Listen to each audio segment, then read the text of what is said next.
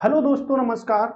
आप सभी का स्वागत है 1000 प्रश्नों की श्रृंखला में। तो आज से नहीं, हम पिछली 4 वीडियो भी देख चुके हैं, जो कि 1000 प्रश्नों की श्रृंखला लगातार आपके जारी है। शाम को 6 बजे हम यहाँ पर क्लास लेते हैं और देखिएगा कि जो हमारी 1000 प्रश्नों की श्रृंखला है बेहद इंपॉर्टेंट है आपके लिए। अगर आप इसके नोट्स को प्रिपेयर करते हैं तो आपको कहीं से भी किसी से भी आपको जीएस पढ़ने की जरूरत नहीं है, क्योंकि 1000 प्रश्नों से हमें आपको पता है हम किस हिसाब से आप पढ़ाते हैं। तो आपको पता है कि पूरा डिटेल पार्ट है हमारे पास में। और चलिए शुरू करते हैं डिटेल पार्टों के साथ में। तो प्रिपेयर कर लीजिएगा नोट्स, अच्छे से अच्छे नोट्स बना लीजिएगा 1000 प्रश्नों के। और लगभग में हम कम से कम इसमें 20 से 30,000 प्रश्नों को पूरी तरह से समाहित कर लेंगे, क्योंकि वनडे एग्जाम में क्या होता है, हमें चैप्टर वाइज से मतलब नहीं होता। वनडे एग्जाम में को क्रैक करने के लिए जीएस में कम से कम हमको 50,000 प्रश्न याद होने चाहिए। तो हम किसी भी एग्जाम को वन आवर फॉर्मेट में क्या कर सकते हैं, मतलब निकाल सकते हैं एग्जाम को अच्छे से। तो चलिए देखते हैं आज का प्रश्न हमारा पहला क्या रहने वाला है। पहला ही प्रश्न आपके लिए बेहद इंपॉर्टेंट साबित होगा। ठीक है, चलिए पहला प्रश्न है हमारा कि निम्नलिखित में से कौन सा राष्ट्रीय उद्यान भारत में जंगली हाथियों का सबसे बड़ा स्थान है। तो देखिएगा, जंगली हाथी यानी कि हाथी के लिए पूछा गया है कि जंगली हाथियों का सबसे बड़ा उद्यान है आपका कौन सा। ठीक है, तो देखिएगा जंगली हाथी किसको किसको पसंद आते हैं जंगली हाथी। ठीक है, आपने देखा होगा हाथी पे लोग आजकल सवारी भी करते हैं। तो हाथी आपको अब भारत में बहुत कम देखने को मिलते हैं, लेकिन यहाँ पर कहाँ पर देखेंगे, Nagarhole national park. Nagarhole national park की बात करेंगे तो कहाँ पर है, आपके मेघालय। मेघालय में है नागरहोल नेशनल पार्क। उसके बाद एराविकुलम की बात करेंगे तो ये आपके केरल, केरल में है। बांदीपुर नेशनल पार्क आपके कर्नाटक।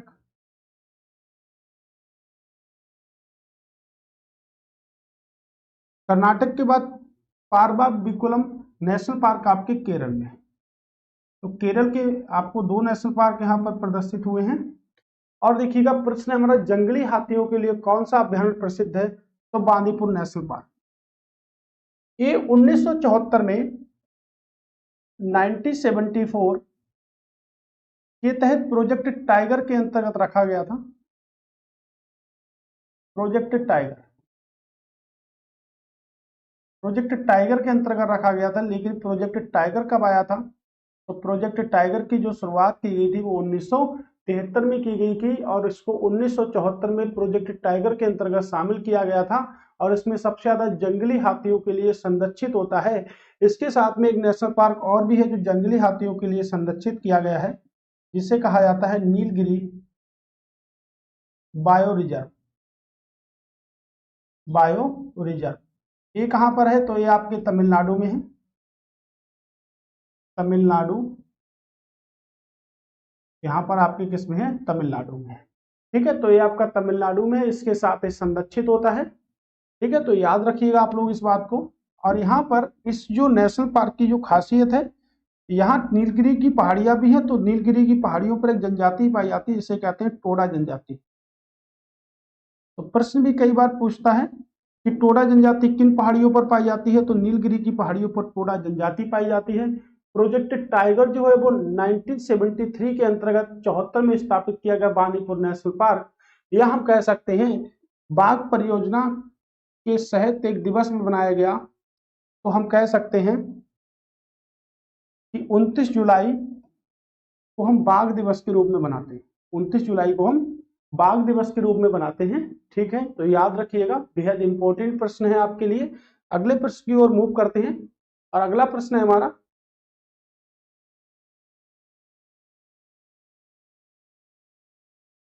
ठीक है, अगला प्रश्न है हमारा कि वैश्विक ताप की वृद्धि के लिए निम्नलिखित में से कौन सी गैस का योगदान सबसे अधिक है। तो वैश्विक ताप की वृद्धि के लिए कौन सी गैस का योगदान सबसे अधिक है। वैश्विक ताप का मतलब है यानी कि ग्लोबल टेम्परेचर, यानी कि जिसको हम कहते हैं जलवायु परिवर्तन भी कह सकते हैं। क्या बोल सकते हैं इसको हम, तो इसको हम जलवायु परिवर्तन भी बोल सकते हैं, या इसको हम बोल सकते हैं ग्लोबल वार्मिंग।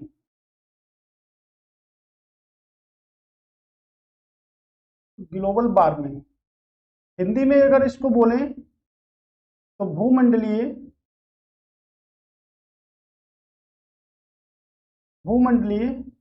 ऊष्मीयकरण,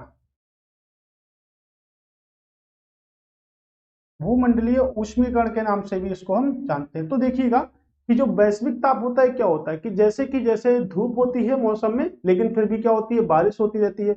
अब बारिश होने के बाद में, बारिश होती है उसके बाद भी क्या होती है, उसमें ऊष्मा उत्पन्न होती है और हमको क्या लगती है, गर्मी लगती है। ये सब क्या है, ग्लोबल टेम्परेचर के कारण है।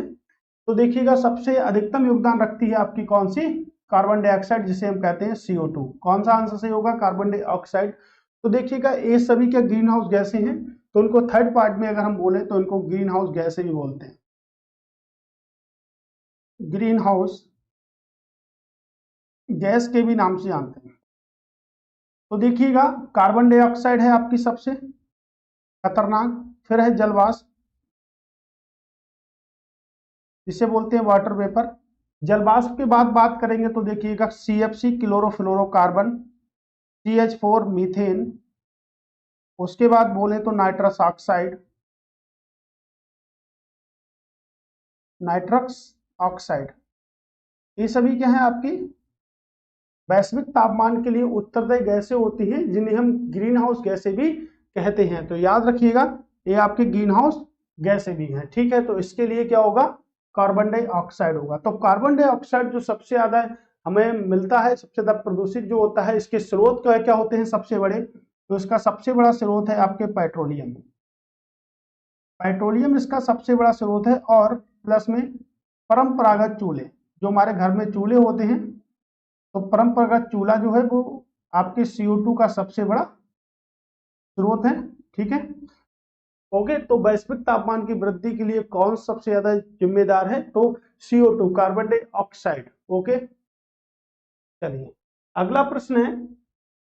अगले प्रश्न को देखिएगा, आपके विजयनगर साम्राज्य से है कि विजयनगर साम्राज्य के संबंध में निम्नलिखित में से कौन से कथन सही हैं। तो सही कथन बताना है। तो देखिएगा 1336 में तुलुक वंश के हरिहर और बुक्का ने विजयनगर साम्राज्य की स्थापना की थी। किस वंश से बोला है, तुलुक वंश से।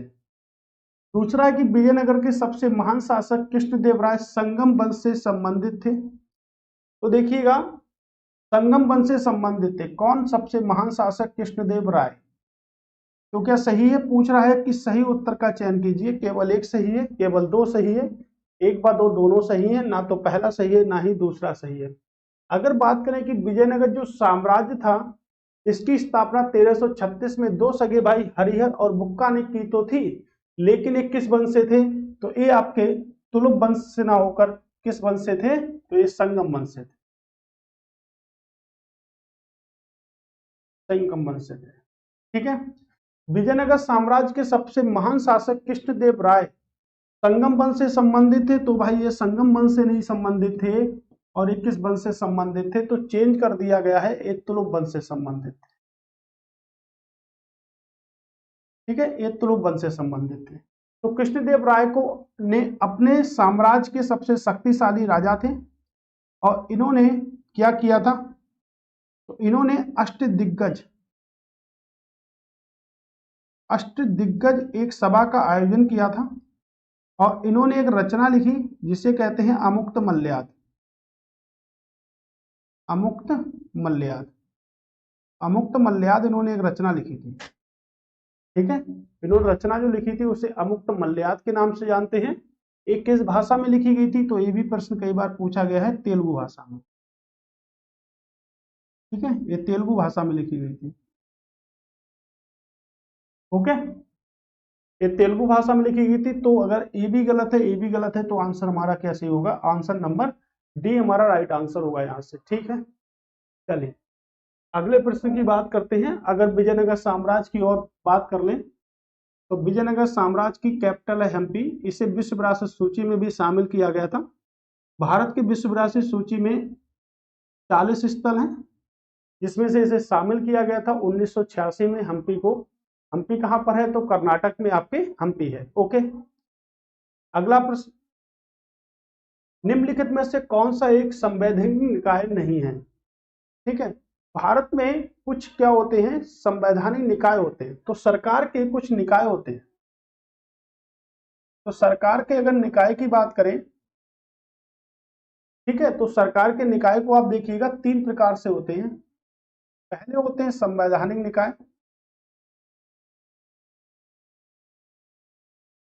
फिर होते हैं गैर संवैधानिक निकाय,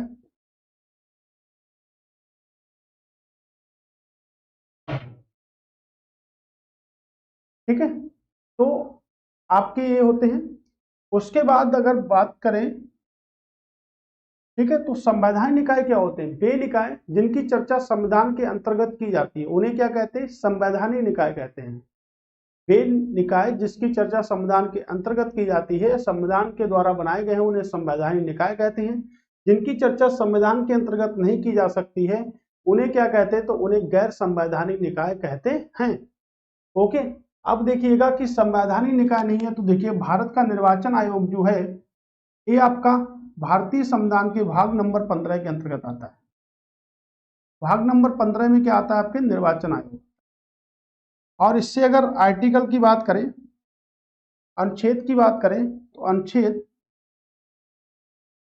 324 से 329 यहाँ पे संबंधित होंगे। और यहाँ पर जो मतदान करने की जो हमारी आयु है वो पहले 21 वर्ष थी, लेकिन अब हटाकर उसको 18 वर्ष कर दिया गया है।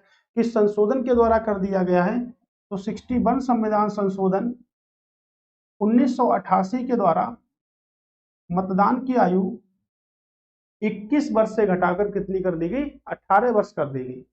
ओके, अगर वित्त आयोग की बात करेंगे तो वित्त आयोग भारतीय संविधान के आर्टिकल नंबर 280 के अंतर्गत आता है, 280 के अंतर्गत आता है। और राजभाषा आयोग की अगर बात करेंगे तो राजभाषा आयोग की जो स्थापना करी गई थी 1925 में की गई थी। और पहले जो इसके अध्यक्ष थे वो कौन थे? बीजी खेर, बीजी खेर। ओके, तो राष्ट्रीय महिला आयोग भारतीय संविधान में एक अधिनियम के द्वारा स्थापित किया गया जिसकी स्थापना कभी 1992 में हुई। तो आंसर क्या होगा हमारा? ठीक, तो डी आंसर हमारा एकदम ठीक आंसर होगा। ओके, तो इसका जो प्रश्न था उसका आंसर आपका डी। ओके, ठीक है। अगला प्रश्न है हमारा कि निम्नलिखित में से किसने गुजरात के धरसाना में नमक सत्याग्रह के दौरान सत्याग्रह का नेतृत्व किया था? किसने किया था? सरोजिनी नायडू, सी राजगोपालाचार्य, एस एस स्वामीनाथन अय्यर, या बोला जाए महात्मा गांधी। तो देखिएगा धरसाना कांड जो था ये दांडी मार्च से प्रारंभ हुआ था। तो दांडी मार्च जो था वो सबने अवज्ञा आंदोलन का प्रथम चरण था जो 12 मार्च 1930 से लेकर 6 अप्रैल 1930 के तहत स्थापित किया गया था। और इसमें कई सारे लोग शामिल हुए थे, कुल मिला के कहा जाता है कि 20,000 से अधिक लोग इसमें शामिल हुए थे। और सबने अवज्ञा आंदोलन का प्रथम चरण जो था उसको कहते हैं दांडी मार्च के नाम से जानते हैं।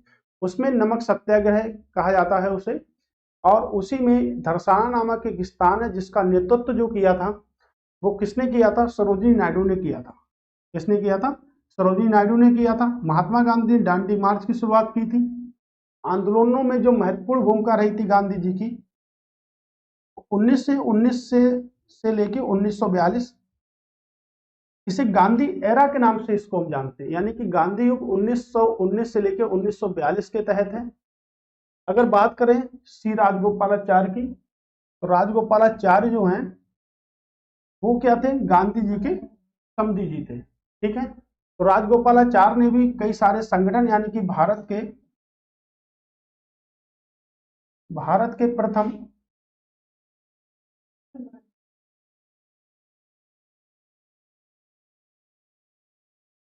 गवर्नर जनरल, तो भारत के प्रथम गवर्नर जनरल राजगोपालाचार्य थे। और अगर बात करी जाए कि भारत के प्रथम गवर्नर ये हैं, लेकिन भारत के प्रथम गवर्नर लॉर्ड माउंटबेटन को कहा जाता था, वो अंग्रेजी थे। ठीक है, तो सरोजिनी नायडू भारतीय राष्ट्रीय कांग्रेस की पहली महिला भी बनी थी, पहली महिला अध्यक्ष, पहली भारतीय महिला अध्यक्ष सरोजिनी नायडू। किसकी? आईएनसी की। लेकिन अगर बात करें कि आईएनसी की पहली महिला अध्यक्ष कौन थी, तो आईएनसी की पहली महिला अध्यक्ष एनी बेसेंट थी, लेकिन अगर बोला जाए कि भारतीय पहली महिला अध्यक्ष बताइए आईएनसी की, तो कौन है? सरोजनी नायडू है।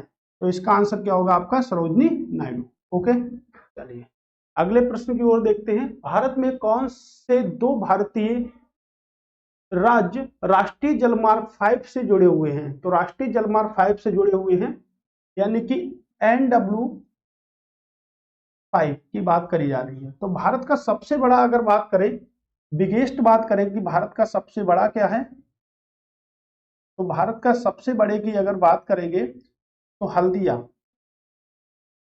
हल्दिया से लेके आपके इलाहाबाद तक जाता है। इसे गंगा भागीरथी के नाम से भी जानते हैं। ये भारत का सबसे बड़ा राष्ट्रीय जलमार्ग है, जिसे बोलते हैं NW फर्स्ट के नाम से इसको हम जानते हैं। डिस्टेंस की बात करेंगे तो 1620 हल्दिया से लेके इलाहाबाद तक जाता है। उत्तर प्रदेश, बिहार, झारखंड और पश्चिम बंगाल को भी स्पर्श करता है। तो कितने राज्यों को स्पर्श करता है? देखिएगा, उत्तर प्रदेश, बिहार, वेस्ट बंगाल और आपके झारखंड, 4 राज्यों को स्पर्श करता है। लेकिन हमारा जो प्रश्न है वो ए प्रश्न है कि जो आपका जलमार्ग जो जाता है किस किस को स्पर्श करता है, एक कौन कौन से राज्यों को जोड़ता है। तो देखिएगा, जो आपका NW5 है ये आपकी ब्राह्मणी नदी पर है, और ये आपके उड़ीसा को पश्चिम बंगाल से जोड़ता है। कहां से? उड़ीसा से पश्चिम बंगाल को ये जोड़ता है। ठीक है, तो याद रखिएगा।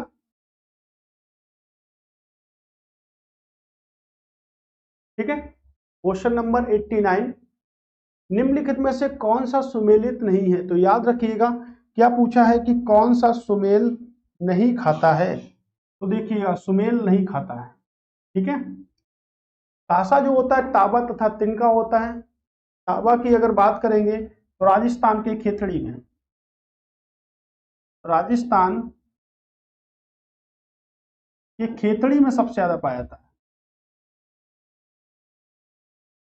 ठीक है, टिन की बात करेंगे तो टिन जो होता है सबसे ज्यादा भारत के किस राज्य में?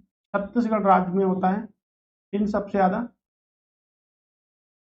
उसके बाद देखेंगे, जस्ता की बात करेंगे तो जस्ता के लिए राजस्थान की जावर खाने प्रसिद्ध हैं। जावर खाने कहां पर है? आपके राजस्थान में है। Copper, zinc, tin, stainless steel, लोहा, क्रोमियम, मैग्नीज और कार्बन, तो सबके सब सही हैं। सही तो आपका स्टेनलेस स्टील भी है, लेकिन स्टेनलेस स्टील में टिन ना होकर क्या होता है? निकल होती है। क्या होती है? निकल होती है। तो आपका ऑप्शन कौन सा सही होगा? ऑप्शन नंबर डी यहां से राइट आंसर होगा। ओके, चलिए अगले प्रश्न की ओर मूव करते हैं। निम्नलिखित में से कौन सा मूल अधिकार केवल भारतीय नागरिकों को प्रदान किया गया है? तो कौन से मूल अधिकार हैं जो ओनली भारतीय नागरिकों को दिए गए हैं? अनुच्छेद 16, अनुच्छेद 17, अनुच्छेद 24, अनुच्छेद 23। तो देखिएगा, 23 और 24 की बात करेंगे तो सबसे पहले तो ये समझ लेते हैं कि मूल अधिकार हमने कहां से लिए हैं? भारतीय संविधान के भाग नंबर 3। भाग नंबर 3 में आपके मूल अधिकार हैं। अब मूल अधिकारों को संयुक्त राज्य अमेरिका से लिया गया है, और प्रारंभ में मूल अधिकारों की संख्या 6 थी। प्रारंभ में मूल अधिकारों की संख्या 7 थी, लेकिन अब कितनी है? 6 है। यहां से संपत्ति के अधिकार को हटा दिया गया। संपत्ति के अधिकार को हटाकर अब मूल अधिकारों की जो वर्तमान समय में जो संख्या है वो कितनी है? 6। तो मूल अधिकारों की वर्तमान समय में संख्या है 6। संपत्ति के अधिकार को 44वां संविधान संशोधन 1978 के तहत अनुच्छेद 300A के तहत भाग 12 में शामिल किया गया है। भाग 12 में शामिल किया गया है। तो देखिएगा, संपत्ति का अधिकार 44वां संविधान संशोधन 1978 के तहत हटाया गया, यानी कि हटा दिया गया यहाँ से। और भारतीय संविधान के वर्तमान समय में कहां पर स्थित है? तो अनुच्छेद 300A में आपके भाग नंबर 12 में स्थित है। तो संपत्ति का अधिकार अब कैसा अधिकार है? तो कानूनी अधिकार है। तो संपत्ति का अधिकार आपका ऐसा अधिकार है, तो कानूनी अधिकार आपका हो गया। ठीक है, तो यहाँ से संपत्ति का अधिकार आपके कानूनी अधिकार हो गया। ठीक है, तो देखिएगा कौन सा आर्टिकल है, तो देखिएगा 23 और 24 शोषण के विरुद्ध अधिकार है। शोषण के विरुद्ध अपराध आते हैं 24 और 23 या 23 से 24। अनुच्छेद 17 की बात करेंगे। ठीक है, तो क्या है, छुआछूत का अंत है।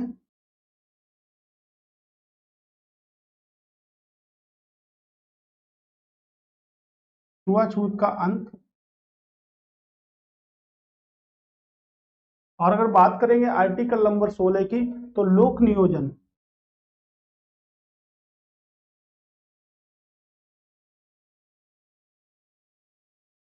लोक नियोजन की समानता। तो लोक नियोजन की समानता आती है। तो आंसर नंबर कौन सा सही होगा, आंसर नंबर आपका होगा अनुच्छेद नंबर 16, जो केवल भारतीय नागरिकों को दिए गए हैं, विदेशियों को नहीं दिए गए हैं। ठीक है, याद रखिएगा इसको। कह रहे हैं कि अंग्रेजी भाषा की पत्रिका हरिजन किसके द्वारा प्रकाशित की गई थी? Doctor B R Ambedkar, Periyar EV Ramaswamy, M K Gandhi या रविन्द्रनाथ टैगोर। एम के गांधी को कुछ और ना समझिएगा, महात्मा गांधी का ही नाम होता है एम के गांधी। ठीक है, तो देखिए किसके द्वारा रखी गई थी। ठीक है, तो देखिएगा डॉक्टर बी आर अम्बेडकर का कल मैंने आपको पूना समझौता बताया था। जो पूना समझौता जो हुआ था वो 24 सितंबर 1932 को डॉक्टर बी आर अम्बेडकर और गांधी जी के मध्य हुआ था। ओके, उसके बाद रविन्द्रनाथ टैगोर की अगर बात करें यहाँ से, तो पहले तो आंसर को देख लेते हैं। अंग्रेजी भाषा की जो पत्रिका है हरिजन, वो किसके द्वारा प्रकाशित की गई थी? तो हरिजन पत्रिका को जो प्रकाशित किया गया था 1933 में किया गया था। और किसने की थी? तो एम के गांधी ने की थी। ठीक है, तो एम के गांधी ने की थी। रविन्द्रनाथ टैगोर की यहाँ से बात करें, जो गांधी जी के बारे में बात करने के लिए पूरा इतिहास है, मॉडर्न इंडिया पूरी गांधी जी की है, तो उसको हम डिटेल पार्ट में भी पढ़ लेंगे। अभी फिलहाल के लिए आपके एम के गांधी हैं। ठीक, रविन्द्रनाथ टैगोर की बात करेंगे तो देखिएगा इन दोनों लोगों का कॉन्सेप्ट बहुत क्लियर है। ऐसे रविन्द्रनाथ टैगोर ने सबसे पहले गांधी जी को महात्मा की उपाधि दी। तो महात्मा की उपाधि गांधी जी को किसने दी? रविन्द्रनाथ टैगोर ने दी। लेकिन रविन्द्रनाथ टैगोर को महात्मा गांधी ने गुरुदेव की उपाधि दी। तो इन्हें क्या कहते थे? इन्हें कहते थे गुरुदेव,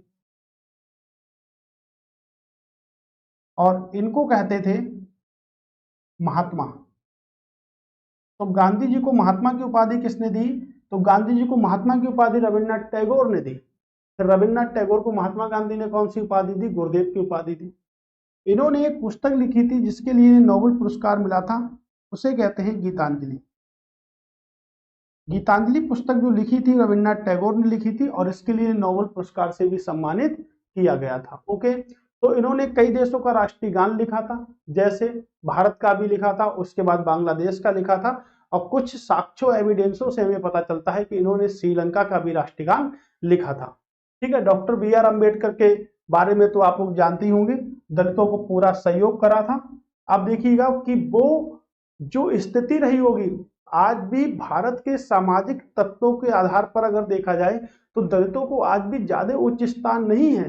लेकिन सोचिएगा, जिस व्यक्ति ने कई वर्ष पहले जब पूना समझौता हुआ था उसके हक की बात करी थी दलितों की, तो कितना बड़ा संघर्ष की बात करी होगी, कितना बड़ा संघर्ष किया होगा उस व्यक्ति ने जिसने अधिकार दिलाया बी आर अम्बेडकर के साथ में दलितों को।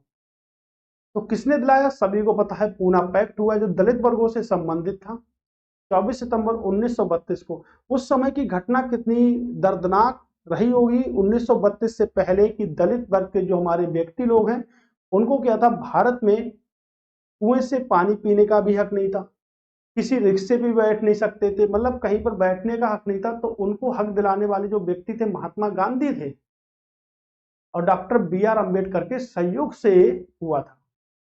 तो सोचिएगा कितनी दर्दनाक स्थिति है। ऐसी भारत में एक सती प्रथा प्रचलित थी, 1900 जब 1829 में सती प्रथा को पूरी तरह से प्रतिबंधित कर दिया गया था, तो सोचिएगा कि 1829 से पहले जो हमारी भारतीय स्त्री जो है उनकी कितनी दर्दनाक स्थिति रही होगी 1829 से पहले। पूरी एग्जिट डेट की बात करेंगे तो 4 दिसंबर 1829 से पहले व्यक्ति जो स्त्री थी व्यक्ति की, उसको सती होना पड़ता था उसकी मृत्यु पर। क्यों होना पड़ता था?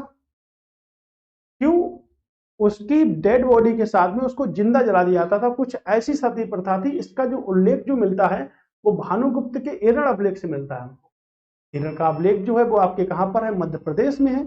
और वहीं से हमको जानकारी मिलती है कि यहाँ से सती प्रथा, आपने एक मूवी देखी होगी जिसको कहते हैं पद्मावती। तो पद्मावती में एक जौहर प्रथा प्रचलित, जिसमें अगर राजा जो होता था, कोई अगर दो लोग लड़ते थे तो जिसके पति को जो मार देता था तो उसकी जो पत्नी थी वो या तो उसके साथ रहने लगती थी या वो आग में कूदकर जान दे देती थी। तो दीपिका पादुकोण क्या करती है? आग में कूदकर जान दे देती है। और एक प्रथा जो थी वो राजपूतों में प्रचलित थी, हिंदू साम्राज्य में प्रथा प्रचलित नहीं थी। तो सोचिएगा कितनी दर्दनाक कहानियां रही होंगी हिस्ट्री। तो हिस्ट्री हम इसलिए नहीं पढ़ते कि हमें जानकारी होनी चाहिए, हम पेपर में टिक करके चले आए। हिस्ट्री हमें समझाती है कि आज का समाज और पहले के समाज में क्या क्या अंतर थे। ओके, तो इस तरह हम देखेंगे और पूरी हिस्ट्री को भी देखेंगे अच्छे से। सबसे अगर अच्छा सब्जेक्ट कोई इंटरेस्टिंग सब्जेक्ट है तो वो हिस्ट्री ही है हमारा। ठीक है, अगला प्रश्न है कि निम्नलिखित में से कौन सा संरक्षित जैव मंडल यूनेस्को द्वारा नामित world network of bio reserve में शामिल नहीं है? तो प्रश्न पूछ रहा है कि जो रिजर्व बायो रिजर्व में कौन सा नेशनल पार्क है, कौन सा राष्ट्रीय उद्यान है जो शामिल नहीं है? तो देखिएगा नीलगिरी अगर आपकी बात करें तो नीलगिरी कहां पर है? तो नीलगिरी तमिलनाडु, तमिलनाडु में है। कंचनजंगा सिक्किम,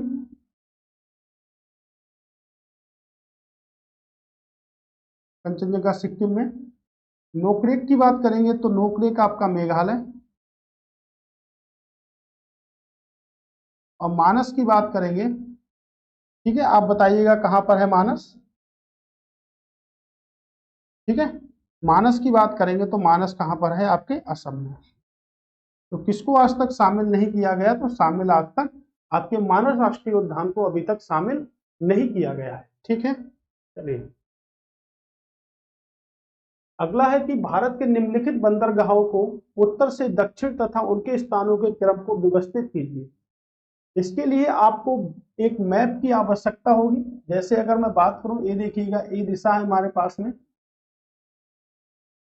ईस्ट और वेस्ट, ये दिशा है हमारे पास में। लेकिन अगर मैं बात करूं तो इस मैप की पूरी पूरी जानकारी होनी चाहिए। ये देखिएगा, ठीक है, ये हमारा मैप है भारत का। और आप इससे डिसाइड करेंगे कि ये पूर्व है तो पूर्व में क्या है हमारे पास में? ठीक है, यहाँ पे आपकी क्या है? पश्चिम बंगाल, पश्चिम बंगाल। और यहाँ पर आपके क्या है? गुजरात है। तो देखिएगा पूछ रहा है उत्तर से बताइएगा, दक्षिण की ओर बताइएगा। अब इसको अगर हम सटीक से बैठा लेंगे तो गुजरात से स्टार्ट करेंगे। गुजरात यानी कि कांडला हो गया, कोलकाता हो गया, बंबई हो गया, मुमारगोवा यानी कि गोवा में हो गया। यानी कि ऑप्शन नंबर हमारा बी सही है। तो इसके लिए हमें मैप की पूरी तरह स्टडी करनी होगी और ऐसे भी प्रश्न पेपर में आपके पूछे जाते हैं। ठीक है, 8 डिग्री चैनल निम्नलिखित में से किसे अलग करता है? तो 8 डिग्री चैनल जो है वो किससे अलग करता है? तो देखिएगा मिनिकॉय व लक्ष्य मालदीव जो है उसको ही 8 डिग्री चैनल करता है। 8 डिग्री चैनल जो करता है वो इसी को करता है, ऊपर वाले। लक्ष्य मिनिकॉय और लक्षद्वीप को 9 डिग्री चैनल करता है। ठीक है, और इससे लघु अंडमान को निको अंडमान से जो चैनल जो आपका अलग करता है वो कौन सा है? आपका 10 डिग्री चैनल है जो इसको अलग करता है। ठीक है, तो स्पष्ट हो गया आपका ऑप्शन नंबर ए आपका राइट आंसर। ठीक है ना। कोशिकाएं जो हैं, देखिएगा प्रश्न है कि जो कोशिकाएं जीवन का मूल निर्माण करती हैं, मूल इकाइयां हैं, निर्माण की मूल इकाइयां हैं। कोशिकाओं के कोशिकांग व उनके कार्यों का गलत युग्म का चयन कीजिए। ठीक है, तो प्रश्न है कि नाभिक, इसमें डीएनए होता है। तो बिल्कुल ठीक बात है कि डीएनए तो आपका होता है। ओके, तो ये तो कथन ठीक है। राइबोसोम प्रोटीन का संश्लेषण करते हैं, तो प्रोटीन का कारखाना किसे कहते हैं? राइबोसोम को कहते हैं, ये भी ठीक है। गाल्गी का एंजाइम व हार्मोन्स के श्रवण में मदद करता है, तो ये भी बिल्कुल ठीक है। तो आंसर हमारा क्या होगा? डी। डी हमारा राइट आंसर होगा। लाइसोसोम कोशिकीय शोषण का निष्कासन करता है, नहीं भाई, लाइसोसोम जो होता है इसे आत्महत्या की थैली कहते हैं, आत्मघाती थैली या सुसाइड बैग के नाम से इसको हम जानते हैं। ठीक है, तो ये आपका गलत हो गया, यानी कि रॉन्ग हमने सुना। कोशिकाओं की बात करेंगे तो कोशिका के अध्ययन को क्या कहते हैं? साइटोलॉजी। कोशिकाओं का अध्ययन क्या कहलाता है? साइटोलॉजी कहलाता है। और हमारे शरीर में कितनी कोशिकाएं हैं? तो हमारे शरीर में असंख्य कोशिकाएं हैं। ठीक है, निम्नलिखित में से कौन सा रोगाणु प्रोटीन का स्रोत है?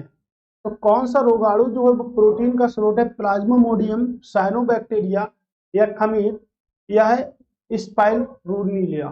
ठीक है, तो क्या है? प्लाज्मोडियम क्या है? परजीवी है। साइनोबैक्टीरिया जो होते हैं वो आपके प्रोटिस्टा जगत के अंतर्गत आते हैं, और खमीर आपका कवक के अंतर्गत आता है। स्पाइरुलिना जो है वो आपके क्या है? रोगाणु प्रोटीन का स्रोत होता है। तो ऑप्शन नंबर डी क्या है? राइट आंसर है। ठीक है, अगला है कि पंचायती राज संस्थाओं को 29 कार्यों की सूची किस अनुच्छेद के तहत दी गई है? देखिएगा, पंचायती राज व्यवस्था जो है आपके संविधान में एक तो 11वीं अनुसूची जोड़ी गई थी, और 11वीं अनुसूची में जोड़ा गया था 73वां संविधान संशोधन। तो 73वां संविधान संशोधन 1992 जोड़ा गया था, जिसमें क्या रखा गया था? जिसमें रखी गई थी पंचायती राज व्यवस्था। इसमें पंचायती राज व्यवस्था को रखा गया था, और ये संशोधन जो आपका था 24 अप्रैल 1993 से लागू किया गया था। इसीलिए 24 अप्रैल को हम पंचायती राज व्यवस्था दिवस मनाते हैं। ठीक है, अब देखिएगा कि जो 11वीं अनुसूची है इसमें पंचायती राज व्यवस्था के अंतर्गत कुछ 29 विषय को रखा गया। कितने विषय को रखा गया? 29 विषय को रखा गया। और भारतीय संविधान के अगर भाग नंबर 4 की बात करते हैं तो वहां पे डीपीएसपी है, यानी कि directive principle of state policy, जिसे हम हिंदी में कहते हैं राज्य के नीति निर्देशक तत्वों के अंतर्गत अगर मैं बात करूं आर्टिकल नंबर 40 की, अनुच्छेद नंबर 40 की अगर बात करूं तो वहां पर बताया गया है, क्या है वहां पर? ग्राम पंचायतों का गठन। ग्राम पंचायतों का गठन, तो ग्राम पंचायतों का गठन भारतीय संविधान के आर्टिकल नंबर 40 के अंतर्गत किया जाता है। और पंचायती राज व्यवस्था में कुल मिलाकर आपके 29 विषय आते हैं। कितने आते हैं? 29 विषय आते हैं। ये पंचायती राज व्यवस्था आपकी 11वीं अनुसूची के तहत शामिल की गई थी, और यहीं पर आपके एक 12वीं अनुसूची को शामिल किया गया था। 12वीं अनुसूची को, तो 12वीं अनुसूची जो है उसमें आपकी नगर पालिकाएं आती है। क्या आती है? नगर पालिकाएं।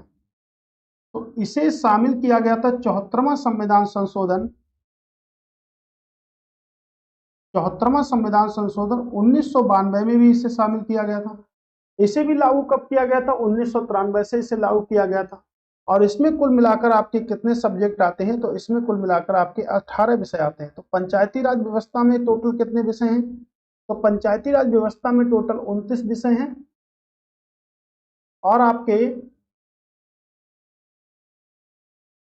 अगर बात करें तो 12वीं अनुसूची में टोटल आपके 18 विषय हैं। अब प्रश्न यह है कि जो 29 विषय जो हैं वो आपके किस अनुच्छेद के तहत आते हैं? तो 29 विषय देखिएगा, 243 है, 243 ई, एफ और जी। तो कौन सा आंसर सही होगा? जी। ठीक है, तो 243 जी के अंतर्गत आते हैं आपके विषय। तो ये भी आप याद रखिएगा, और ये बेहद इंपॉर्टेंट है। कुल मिलाकर भारतीय संविधान में 12 अनुसूची है, जिसमें से 10वीं अनुसूची, 12वीं अनुसूची और 11वीं अनुसूची में पंचायतें हैं। और 12वीं अनुसूची की अगर हम बात करेंगे तो क्या है? नगर पालिकाएं हैं। ओके, कह रहे निम्नलिखित में से कौन सा संस्थान उपभोक्ता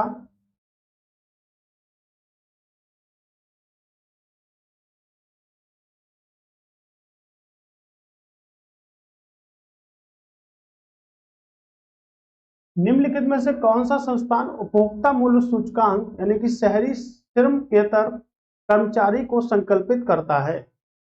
श्रम श्रम मतलब होता है मजदूरी, यानी कि श्रम ब्यूरो के साथ केंद्रीय सांख्यिकी संगठन या केवल केंद्रीय सांख्यिकी संगठन या वित्त मंत्रालय। अगर मैं बात करूंगा तो देखिएगा कौन सा संसाधन जो है उपभोक्ता मूल्य सूचकांक को संकल्पित करता है, तो देखिएगा सिर्फ सीएसओ करेगा। कौन करेगा? आपका सीएसओ करेगा। ठीक है, तो ऑप्शन नंबर सी जो है ना वो बिल्कुल राइट है। इसका जो मुख्यालय है वो न्यू दिल्ली में है आपके। और सीएसओ क्या होता है? राष्ट्रीय आय का आकलन भी करता है। सीएसओ आपके क्या करता है? नेशनल इनकम का जो आकलन करता है वो भी कौन करता है? सीएसओ ही आपके आकलन करता है। ठीक है, भारतीय वनस्पति सर्वेक्षण का मुख्यालय कहां पर स्थित है? तो भारतीय वनस्पति सर्वेक्षण का जो मुख्यालय है वो कहां पर स्थित है? भोपाल, पुणे, बेंगलोर या आपके कोलकाता। तो क्या आंसर होगा हमारा? कोलकाता में स्थित है। ठीक है, कहां पर स्थित है? आपके कोलकाता में स्थित है। निम्नलिखित में से कौन सा कार्बन एक का एक अपरूप नहीं है? पूछ रहा कौन सा कार्बन का एक अपरूप नहीं है?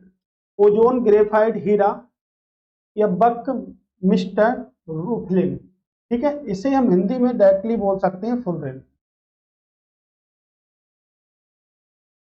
ठीक है, तो देखिएगा ओजोन, ग्रेफाइट या हीरा। तो कार्बन के दो अपरूप होते हैं। तो कार्बन के दो अपरूप कौन कौन से होते हैं? हीरा व ग्रेफाइट। तो कार्बन के दो अपरूप होते हैं हीरा व ग्रेफाइट। ओजोन कार्बन का अपरूप नहीं है, तो यही हमारा क्या होगा? आंसर होगा। ठीक है, तो ओजोन जो है वो कार्बन का अपरूप नहीं है। तो कार्बन के दो अपरूप होते हैं हीरा व ग्रेफाइट। तो कार्बन की अगर बात करेंगे तो देखिएगा C612 के नाम से इसको हम जानते हैं, यानी कि परमाणु क्रमांक की संख्या जो होती है वो कितनी होती है? आपकी 6। ठीक है, एटॉमिक नंबर। तो एटॉमिक नंबर जो होता है, एटॉमिक भार जस्ट उसका डबल होता है या डबल से भी क्या होता है? ठीक है, थोड़ा सा ज्यादा हो सकता है। तो ये दोनों हीरा और आपका ग्रेफाइट जो कार्बन के अपरूप है, ओजोन कार्बन का अपरूप नहीं है। ओके, अगला है कि निम्नलिखित देशों में कौन से देश पंपास घास के मैदानों के लिए प्रसिद्ध है के मैदान है? प्रश्न इतना सा है सिंपल सा कि जो पंपास घास के मैदान है वो कहां पर पाए जाते हैं? यूक्रेन में, ब्राजील में, चीन में या न्यूजीलैंड में? अगर बात करेंगे तो कहां पर पाए जाते हैं आपके? ठीक है, अर्जेंटीना में भी पाए जाते हैं। अर्जेंटीना, उरुग्वे में भी पाए जाते हैं आपके। और कहां पर पाए जाते हैं? आपके ब्राजील में पाए जाते हैं। कहां पर पाए जाते हैं? आपके ब्राजील में पाए जाते हैं। ऐसे एक घास के मैदान होते हैं सवाना। सवाना जो घास के मैदान है वो आपके केन्या, तंजानिया या कह सकते हैं पूर्वी अफ्रीका में पाए जाते हैं। ठीक है, आप लोग बताइएगा कि बेल्ड जो है उसके घास के मैदान कहां पाए जाते हैं? बेल्ड घास के मैदान कहां पर पाए जाते हैं? ठीक है, अगला प्रश्न है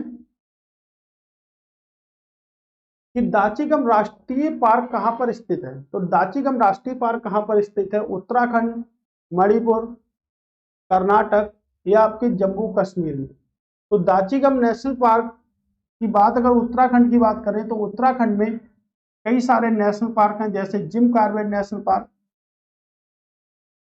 भारत का पहला national park Jim Corbett national park, Rajaji national park,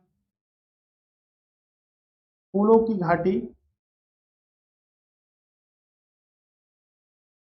घाटी, गोविंद सागर, गंगोत्री,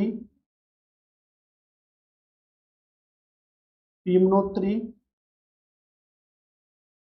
ये सब क्या है आपके? ये सब नेशनल पार्क है आपके उत्तराखंड के। तो भारत का पहला कौन सा है? जिम कॉर्बेट नेशनल पार्क है। जम्मू कश्मीर की बात करेंगे तो जम्मू कश्मीर का डिवाइड हो गया, तो हेमिस नेशनल पार्क पहले जम्मू कश्मीर में था, अब कहाँ पहुंच गया है? अब आपके पहुंच गया है, ठीक है, लद्दाख में। ठीक है, तो इसका दाचिगम राष्ट्रीय पार्क कहाँ पर है, तो दाचिगम राष्ट्रीय पार्क भी आपके कहाँ पर है, जम्मू कश्मीर में है। और यहाँ पर जो हेमिस नेशनल पार्क था ये अब डिवाइड हो गया है, केंद्र शासित प्रदेश बन गया है जम्मू कश्मीर, तो ये कहाँ पर पहुंच गया है, तो ये आपके जम्मू कश्मीर से ना होकर अब लद्दाख में है। भारत का सबसे बड़ा नेशनल पार्क है, तो भारत का सबसे बड़ा नेशनल पार्क यानी कि बिगेस्ट नेशनल पार्क है कौन सा, हेमिस नेशनल पार्क।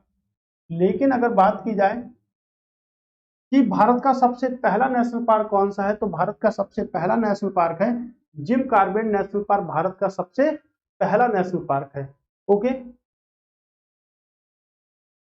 तो आज के जो प्रश्न है वो हमारे यही तक हैं। ठीक है, अभी तक देखिएगा हम कितने प्रश्न कर चुके हैं, यानी कि 102 प्रश्न हम कर चुके हैं। तो आप अच्छे से नोट्स को प्रिपेयर करिएगा। ठीक है, इसके आगे की श्रृंखला भी जारी रहेगी। कुल मिला के जितना भी आपका पेपर जो आ रहे हैं सभी के लिए मोस्ट इंपोर्टेंट है। तो 102 प्रश्न हम यहाँ से देख चुके हैं। अब कल फिर से मिलेंगे शाम 6 बजे। ठीक है, तो टाइम नोट कर लीजिएगा आप लोग, कितना, 6 बजे, शाम को 6 बजे डेली क्लास हो रही है आपकी। ठीक है, तो आप जुड़ते रहिए हमारे साथ में। थैंक्स फॉर वॉचिंग, दोबारा फिर से मिलेंगे और नए क्वेश्चनों की श्रृंखला हमारे 103 नंबर से स्टार्ट होगी।